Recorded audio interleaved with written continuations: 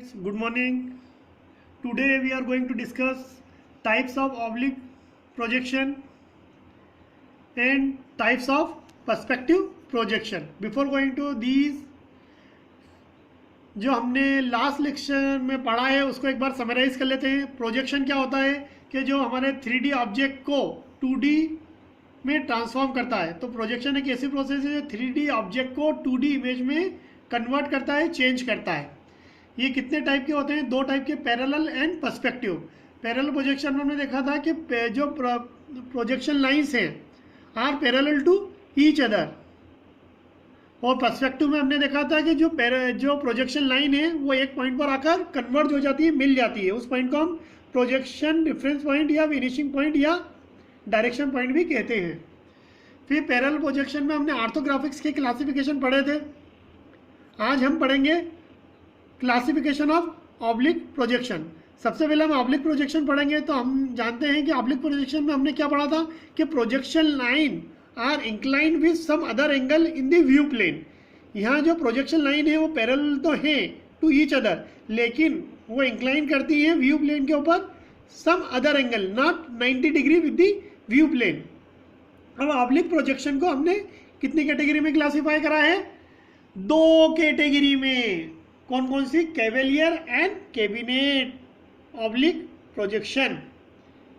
यहाँ पर आके बहुत से स्टूडेंट्स को डाउट आते हैं, लेकिन इसमें एक बेसिक डिफरेंस है कि कैवेलियर प्रोजेक्शन में जो हमारी प्रोजेक्शन लाइन होती है वो व्यू पोर्ट के साथ, व्यू प्लेन के साथ, जिसको हम प्रोजेक्शन प्लेन भी कहते हैं, वो 45 डिग्री का एंगल बनाती है जो कि फिक्स होता है.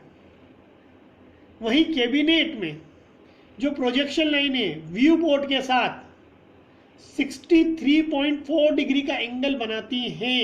ये एक बेसिक डिफरेंस है. अब इस डिफरेंस की वजह से क्या होता है ये हम देखेंगे. जैसे जो 45 डिग्री का एंगल बनाती है तो यहाँ tan alpha is equal to tan 45 degree is equal to हमारी वैल्यू क्या हो जाती है? 1. तो इसकी वजह से क्या होता है कि जो हमारी प्रोजेक्शन लाइन व्यू प्लेन के ऊपर पड़ती हैं, there is no foreshortening of lines which falls on the view plane. उनकी डिस्टेंस में कोई कमी नहीं होती है. इसका मतलब क्या हुआ? Lines to view plane are projected with no change. जो व्यू प्लेन के ऊपर लाइन पड़ेंगी उसमें कोई चेंज नहीं होगा. और कैवेलियर ड्राइंग फुल स्केल पर ड्रा की जाती है. कैवेलियर ड्राइंग फुल स्केल के ऊपर ड्रा की जाती है.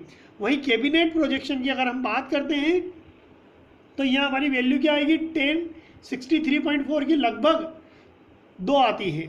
जब हम tan अल्फा का इन्वर्स करते हैं तो इसकी वैल्यू क्या हो जाती है? 1/2. तो यहाँ क्या होता है? There is foreshortening of lines which falls on the view plane. जो व्यू प्लेन के ऊपर हमारी लाइन्स पड़ती हैं वो क्या हो जाती हैं? हाफ हो जाती हैं. प्रोजेक्शन लाइन क्या हो जाती है? हाफ हो जाती है. तो lines to view plane are projected 1/2 in length. Cabinet oblique drawing 1/2 scale पर ड्रा की जाती है. कितने स्केल पर ड्रा की जाती है?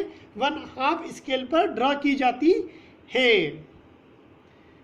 अगर हम इसको देख रहे हैं तो मैं आप सभी को एक जो डायग्राम है इसमें बताऊंगा कि आप देखेंगे, आप इसमें देख सकते हैं डायग्राम में जो ऑब्लिक प्रोजेक्शन के दो टाइप है, कैवेलियर और कैबिनेट.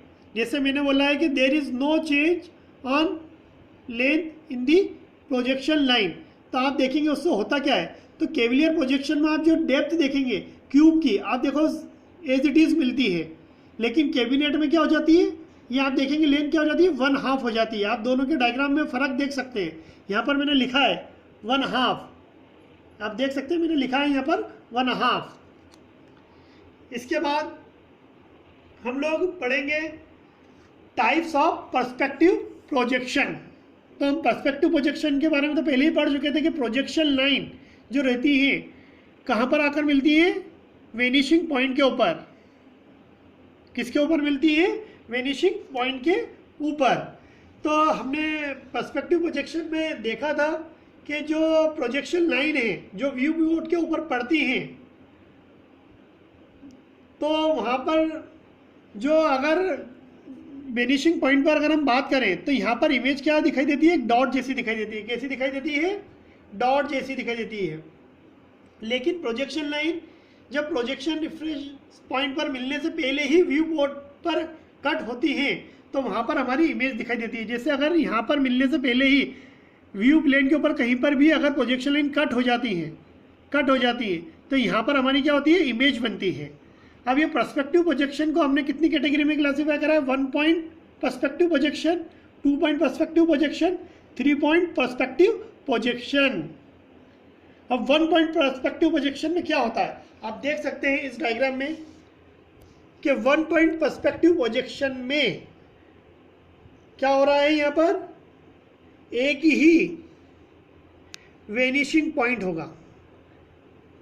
कितने वेनिशिंग पॉइंट होंगे 1 पॉइंट पर्सपेक्टिव प्रोजेक्शन में, एक ही वेनिशिंग पॉइंट होता है। वहीं 2 पॉइंट पर्सपेक्टिव प्रोजेक्शन में हमारे 2 वेनिशिंग पॉइंट होते हैं, एक एक्स डायरेक्शन में और एक वाई डायरेक्शन में, एक एक्स डायरेक्शन में और एक वाई डायरेक्शन में। वहीं 3 पॉइंट पर्सपेक्टिव प्रोजेक्शन में हमारे कितने वेनिशिंग पॉइंट होते हैं, 3 वेनिशिंग पॉइंट होंगे, एक्स वाई और तीसरा दोनों डायरेक्शन में होगा, एक्स वाई और तीसरा दोनों डायरेक्शन में होगा। अब मैंने पर्सपेक्टिव प्रोजेक्शन में आपको एक चीज़ और बताई थी जो आपको ध्यान हो शायद, कि जो हमारी पर्सपेक्टिव प्रोजेक्शन है उसमें क्या होता है।